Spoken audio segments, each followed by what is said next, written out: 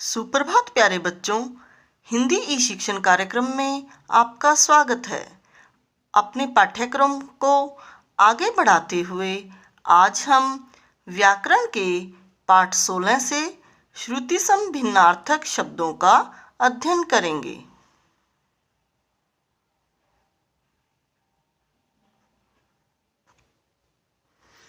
आओ बच्चों, अब हम श्रुति सम भिन्नार्थक शब्दों का अध्ययन करेंगे। सबसे पहले हम यह जान लें कि श्रुति सम भिन्नार्थक शब्द किसे कहते हैं। बच्चों, आपने बहुत सारे शब्द बोले हैं और सुने हैं।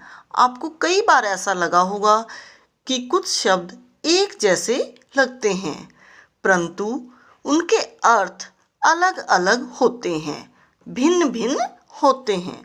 अर्थात ऐसे शब्द जो हमें बोलने सुनने में लगभग एक जैसे लगें, परंतु उनका अर्थ, उनका मतलब अलग अलग हो, उन्हें हम श्रुति सम भिन्नार्थक शब्द कहते हैं।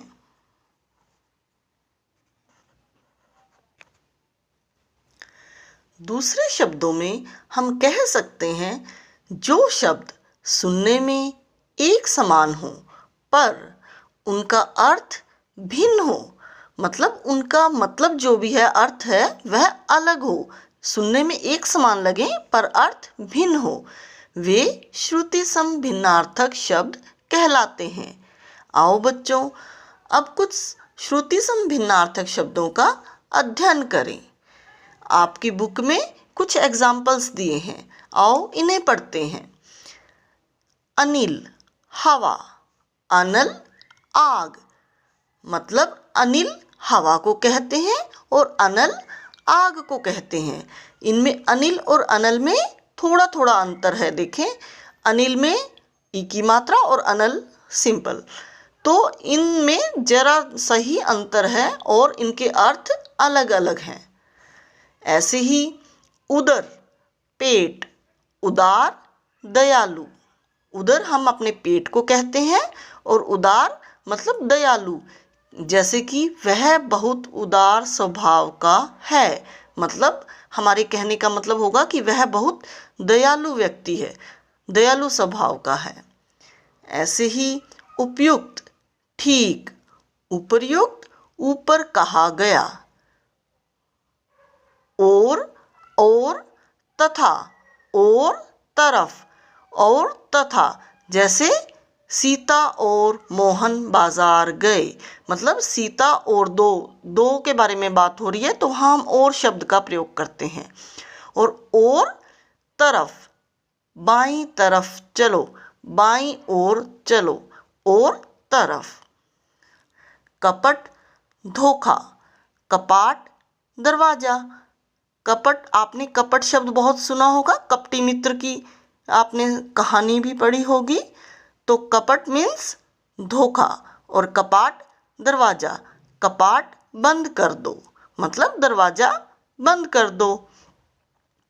कुल वंश या योग, कुल किनारा। कुल का मतलब है वंश या योग, योग मतलब जोड़ को भी बोलते हैं हम। जैसे 2, 4 और 6 का योग कितना है। कोई भी हम इस तरह से वाक्य बनाएं, यानी हम इसको कुल मतलब जोड़ को बोलते हैं, योग को। और कुल किनारा, जैसे नदी कुल ठंडी हवा चल रही है। आगे है कोश।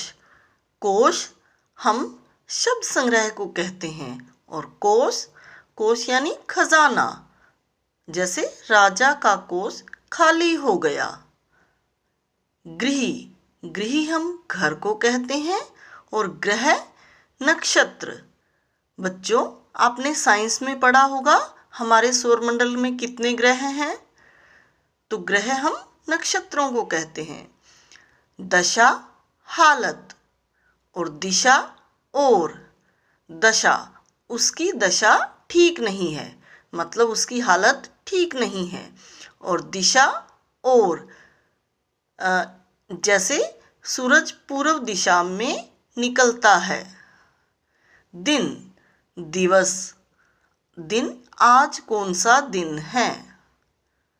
दीन, गरीब, दीन हम गरीब को कहते हैं। जैसे वह बहुत दीन है। आगे है दिया, दिया मतलब देना।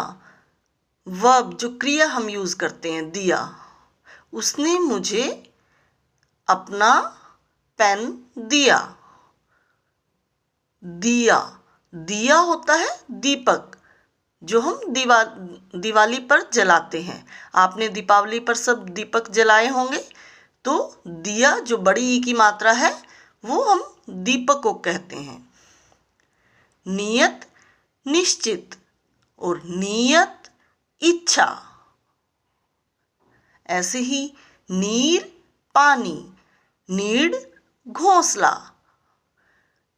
बहुत आसान है बच्चों, आपको समझ आ रहा होगा। नीड यानी घोंसला।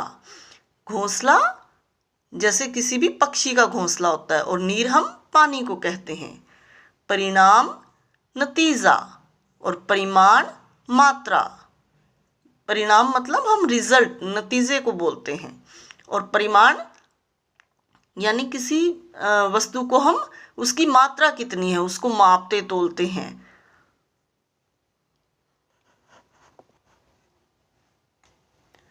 आगे है प्रणाम। प्रणाम नमस्कार। हमें अपने बड़ों को प्रणाम करना चाहिए। प्रमाण, सबूत। इस बात का क्या प्रमाण है।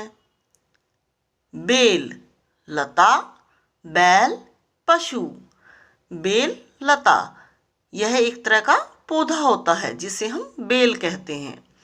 और बैल, बैल हम एक पशु को कहते हैं, एक पशु का नाम है बैल। राज, राज यानी शासन। राजा ने 3 वर्ष तक राज किया यानी शासन किया। राज, राज रहस्य। इसमें क्या राज है। राज का अर्थ है रहस्य। समान, बराबर, और सामान, वस्तुएं। समान, बराबर, जैसे आप कह सकते हैं केक को समान भागों में बांटो। और सामान किसी चीज को कहते हैं कि यह सामान ऊपर रख दो। आशा है बच्चों आपको श्रुति सम भिन्नार्थक शब्द समझ आए होंगे। आप इनके अर्थ को समझते हुए इन्हें याद करें और अपनी अभ्यास पुस्तिका में लिखें। धन्यवाद।